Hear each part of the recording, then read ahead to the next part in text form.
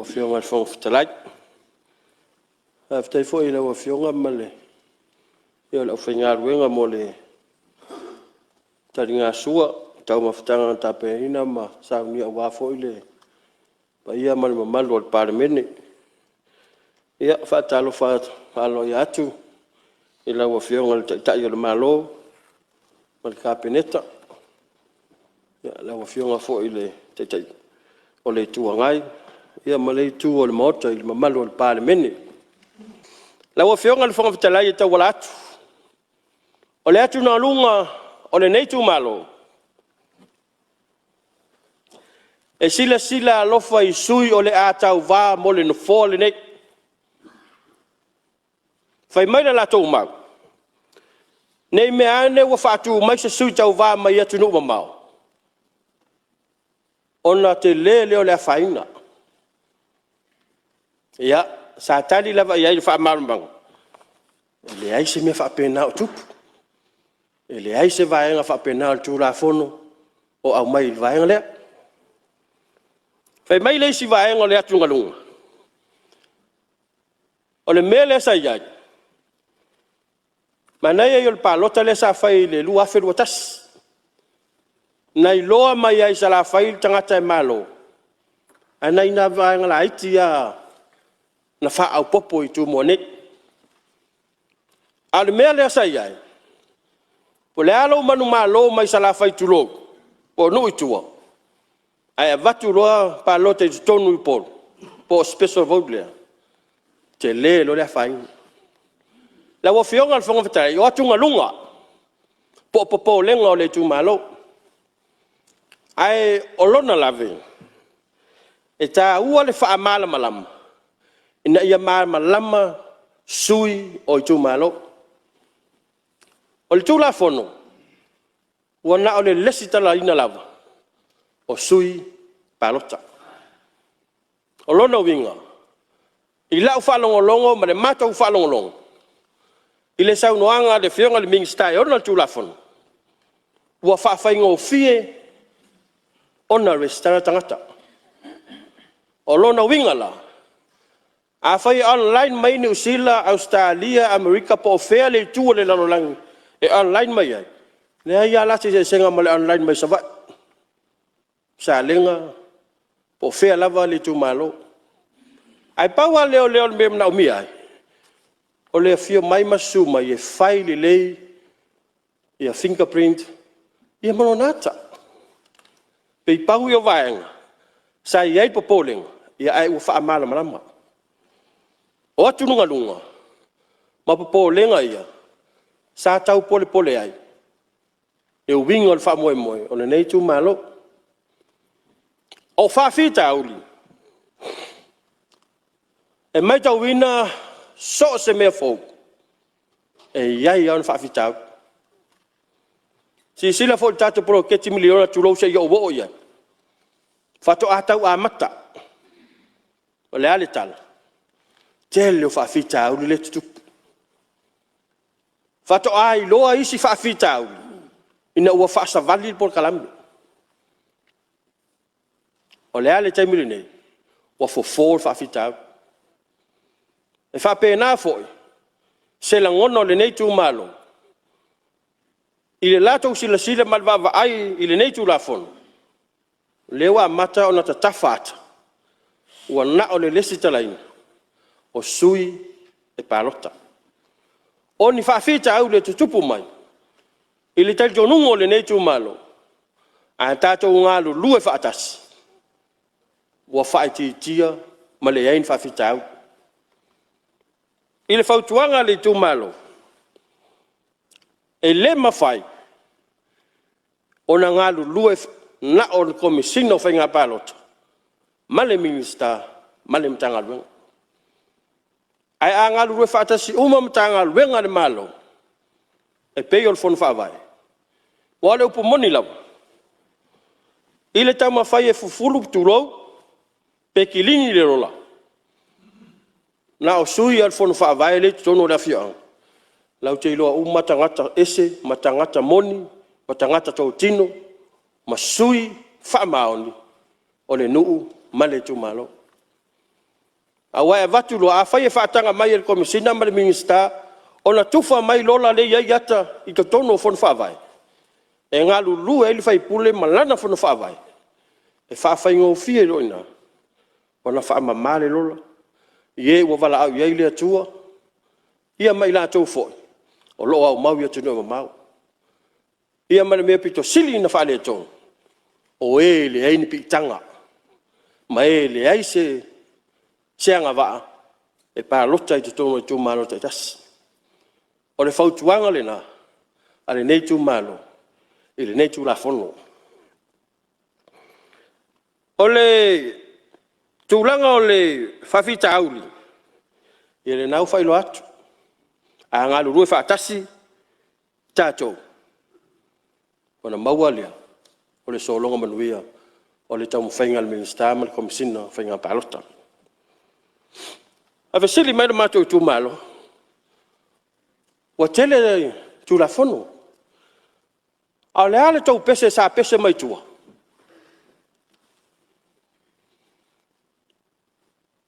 O whaanota le pese na tau pese. A le ale ki ngai la tae pese. E wa whionga le whangwhitalai. O le wa amata na whaangota le pese lea sa pese ai. O le ale pese.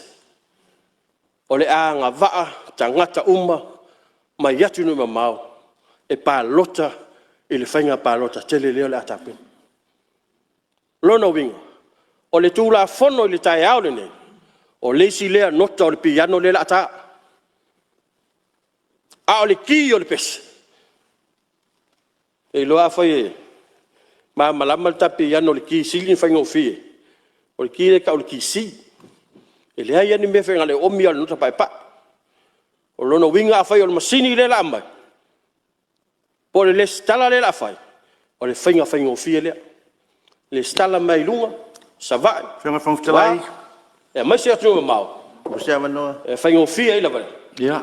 O na tāl pesi. Ma le sui mamalu se e.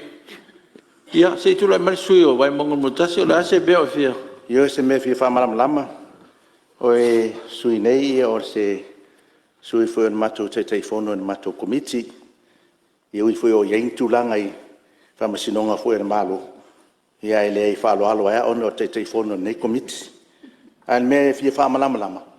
Langa leo sau no le sui. I le ki le amale. O le ama whain palo tamai tangata mai whafo. Ele o se mea fōula le Tulafono le nei. O le ana te tala I Tulafono tuai le nei ai. E awhiwhio mai o tātou tangata mai whafo. E o mai e le stala I nei ma palota. Nel voina e foi o le atu mo le lola. O le si mea la o whionga te whangwhitalai. O whawhitauli. A le mea le o te mai tau foi le stala le ma tātou Tulafono. Ma le ho ma o atu e whenga mana o ma le tātou mano. E Tulafono e mun mai. Tulafono e teu ai a Tulafono. O Tulafono pitila le na ufate tali foi ai. Mai se foi e le matou tu malo. O le toi vai ina wa le wa manino. E toi vai foi tu malo. O whionga le whangwhitalai. Ia, ma lie le sui mamalu se I totu la no le whionga le mista o whalapatonga le malo. Ia, whawhitai lava le manatu fo le sui ntulai mai. Ia, e mana ia fo le finangalo. Au te tonu le whaamamanga len whaamamanga mai tātou prisiti. Se I longa lava e atoa uma ia biometrics.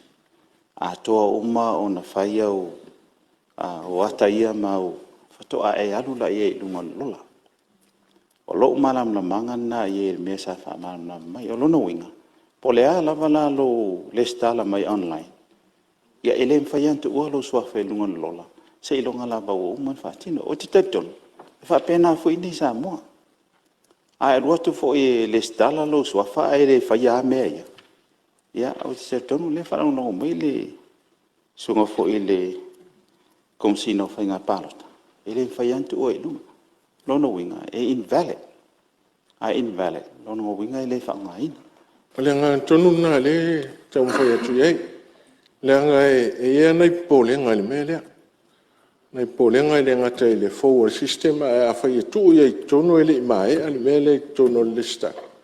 A hoi le pe on ta ua ista ngata e poto whapito i mea o IT. E mwhai o na heki i al tatou palota. O na ave se ina i le o whai unga o tatou. O le a fianga tele na le e tau popole atu i tūlanga whapena. E a whai o le whamanino le e le ave ina lava i tono wa mea le hoi mai. E le stala mai.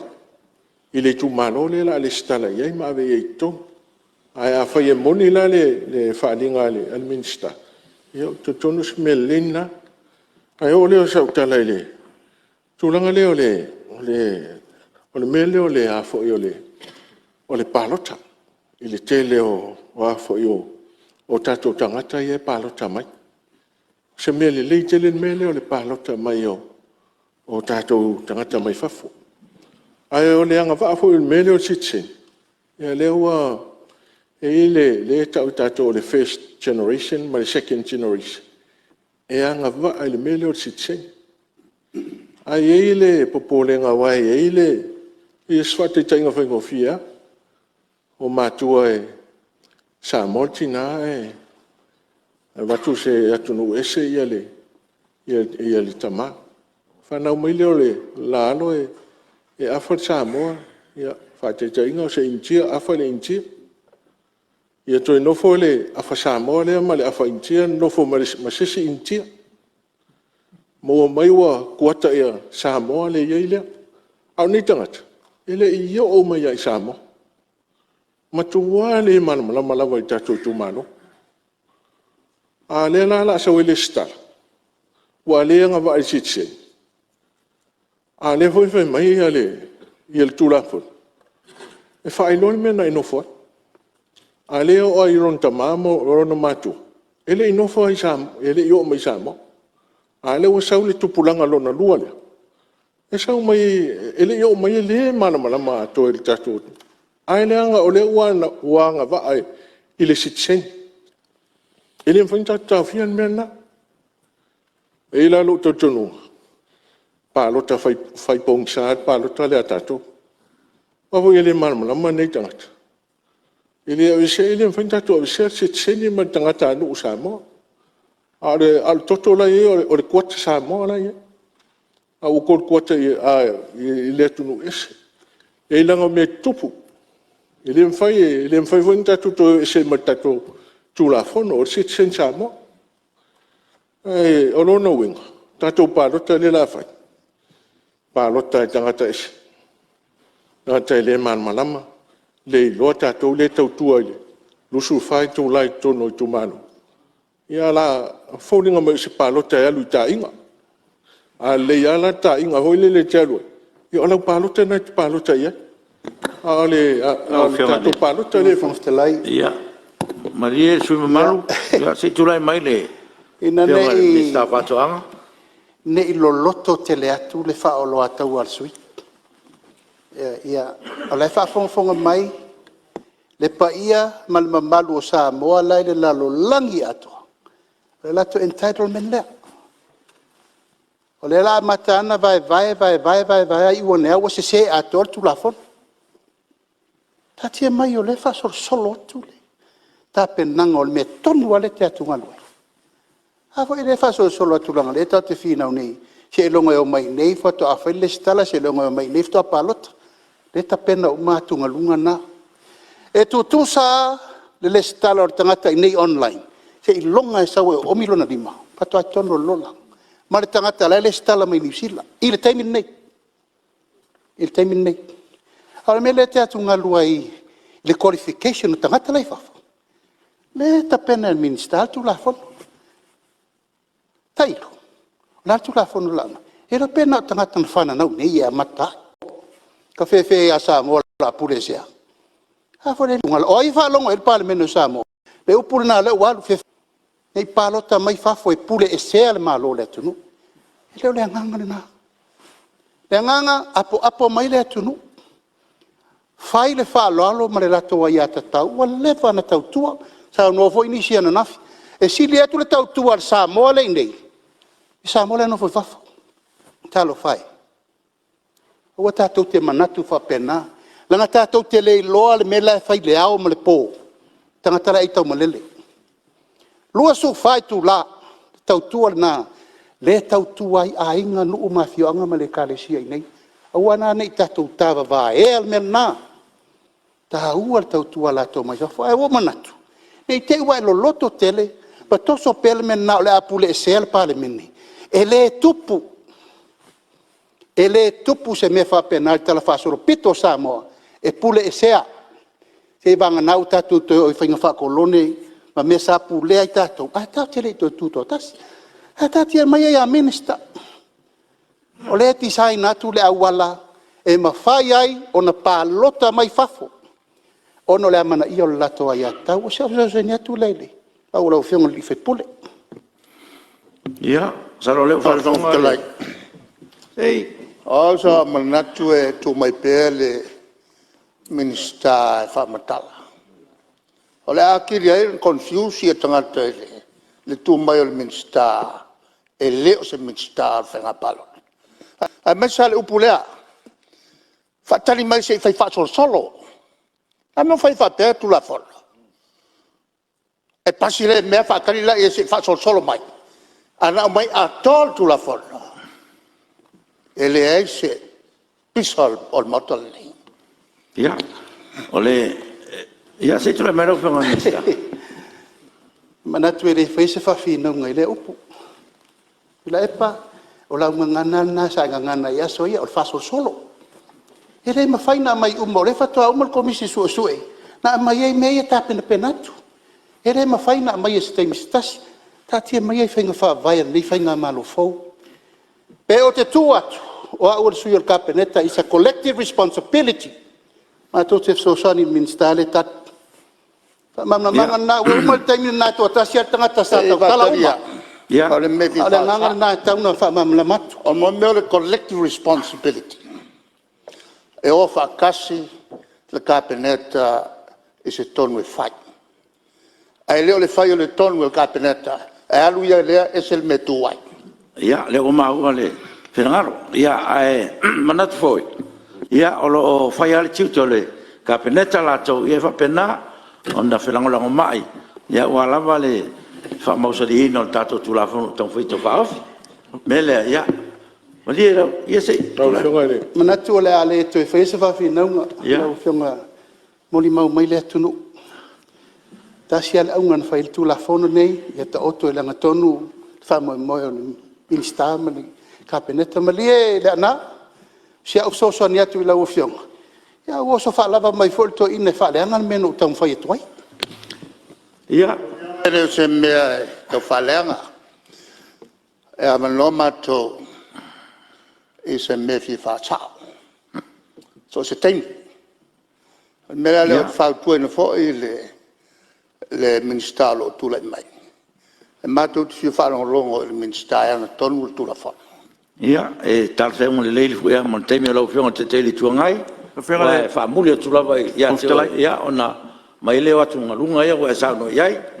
Nā pia mui whasauina le sui marco saunoa. O le fisile a le pupua lata fisile. Ona o le saunoa le sui le tūlanga le pe maua sau le lea o lele a mai e tonu mo meo pantus. O fisile lai leo whionga. Po e popole pe ave ese le tu malo lai tua ia te oe pe ave ese salamumu. Po le mea nei teo e alu o lo polenga nei teo e alu lau tangata salamumu e saunga i le tuelu watu salamumu. Pe o salamumu le te popole e la o whionga i le lei whaipule. O le o mau atu lau whau i la vea, lau whau tuanga. O lau whau tuanga le sui. Ia, e leo tala noina se Tulafono whapena. O nā tua au ia. A ngai tonu pēr i le lo whinangalo tatu Tulafono tau whaufi. Ia, tule mai si manu whau sau no? Lau whionga i le konfitalai. E a fo ia. Lau whionga o le ua tūlai me le whionga i minister o whatoanga ma toi whamanino mai. O nā tonu alau manatu. O lo manatu na e whapalo tau mamai. E le nganga le tau whai atu. Ai o te leo whai atu e puri e sea. O le winga lau tala le tau whai atu e whamanino ya. Pea whai e le o maua le e lau whionga minister.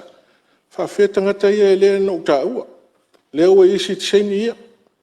ai matua le ai se ele yo mai sa mo al te me fai wa ele stala tangata ne ele fai na ve se pe le o te au le mele ele ma fai tatu ve se pa fai e te sit sen sa mo o tauna le stala a le me o tilo ma tu tu me tu lai mai ai le se nga fa pe tau fai o tatou ai nga umania nga umai ata tu I fala vela o tatou ai le se nga fa pe nai pe o tau va lo tu pe o le tu ia o ele nga tau tu o tatou ai nga rai fa le ia se ele amana ia le tau tu o nei o tatou ai o le mena a tupu mai nei wai tupu le mena Toi 2 minutos sui.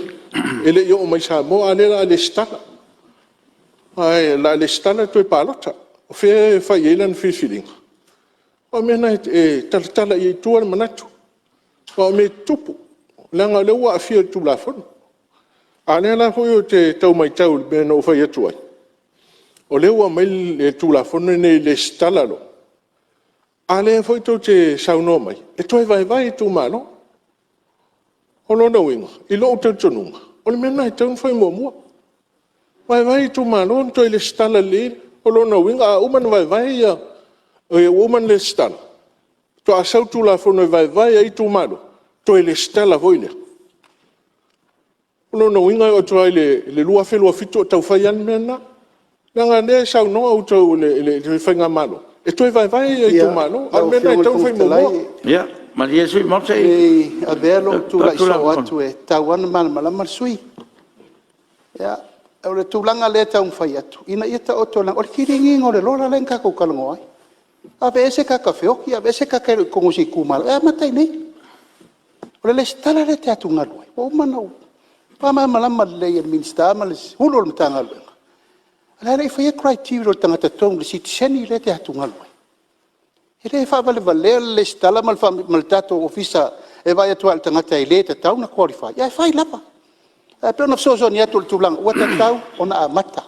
Al le stala isi mei te atu ngaloi. Te tono le ta penatu. Ia malanga fa lo. Ya, se tu le mai le stao para tonga ta. O fionga le fongofta lai pe mo se no. Ya san. Ia ole nga lava ia ele ole fainga malo nei le ono fautuanga le vai no tu malo le tu te silafia le sa yeri tato komisi fainga palota ola to e onga fautuanga le na mai ile fainga malo mo le vai na le ala na ave komiti fa parlamento o te mine ia ole tatia te le lope tau nu pele ai ia o fina ngalo na malo fto ama o te mi mai ir Tulafono na pe o vai nga le to te le na te talo mai ir komisi o fina lava le a fa pe lava o fina palota fa komisi o fina palota fa komisi artele a foi tuanga komisi ia ele tau nu ia nei te le o mai tato komisi le o mai tato komiti ia le vola mai kapeneta ia e tato onsai a tonu salo pe faasolosolo atu te pe o le saunoaga legai le foi la faasolosolo atu Tulafono lea aftai lava Ya, o mana le suga malu ya wa. Mai lo tai. Ya, me sa no. aftai le fionga ile E malia la sui ma se tu lai masu si o mu le fa. Tu lai masu ma. Ya, o tu lai atu fai atu se fautuanga le sui. Folinga mai o le ai, e lona popole, ia, sui ia e lau fionga. E lem fai kako ilo se mea mogi pe ale whakaunga na mea. Au kako ke fefe le mea i kupu. Ke whakua, kako ia fai system lea. E fai a lor system pe crash. Ia lem fai kua fes palok. Oi la fai a risko. O lau fionga, palmeng ni, kako pi koe extend kako te mnes kol kau sa. Ase fai system. Alo wha lalo. Fionga le. Ya se. E lai mena fionga me sta so fo mal. Aloi. Ele mele mai tawina pe ngase sui. La tu le mista so fo maluina. Ina ia fo malie fina ngalo sui. Awal pole sila. Fionga sui malu mal morta lo fionga pongfla. Suinga ole olanga mal sui fuanga. Ili fa pe fa to asui nei na utulai mal malole.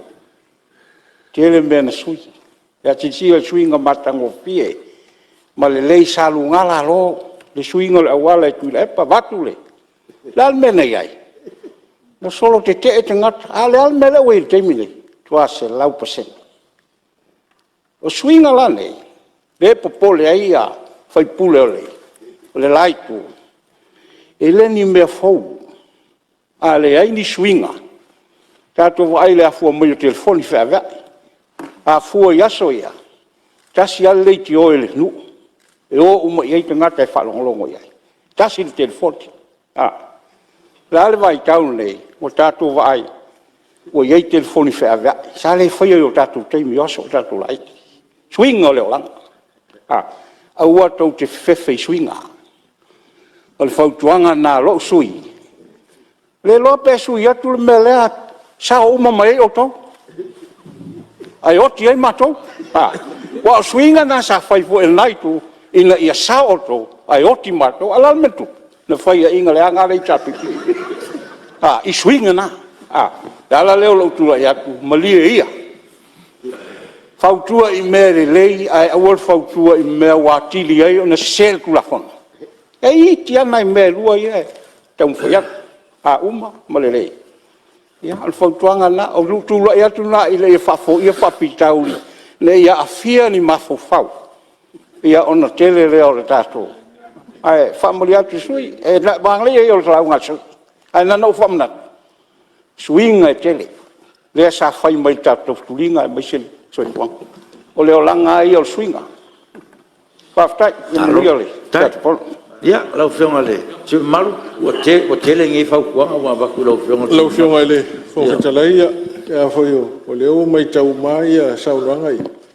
pi tau isi ba hui si me ya tano tu e me le tau fa tu ya tau fa tu le le nga nai tu o le na fo laina a tu lai mai e toi vai tu malo o le winga na lautala ala o so lai le stala ele vai mo tu mano vai tu malon sa le sta sa o manda sa no le pasao lo fiong dia se tu la melo fiong mista le ana ele ai se mato tau tinonga to fai se vai ha si al tau tinonga na fai fa fo i tofi sa le ula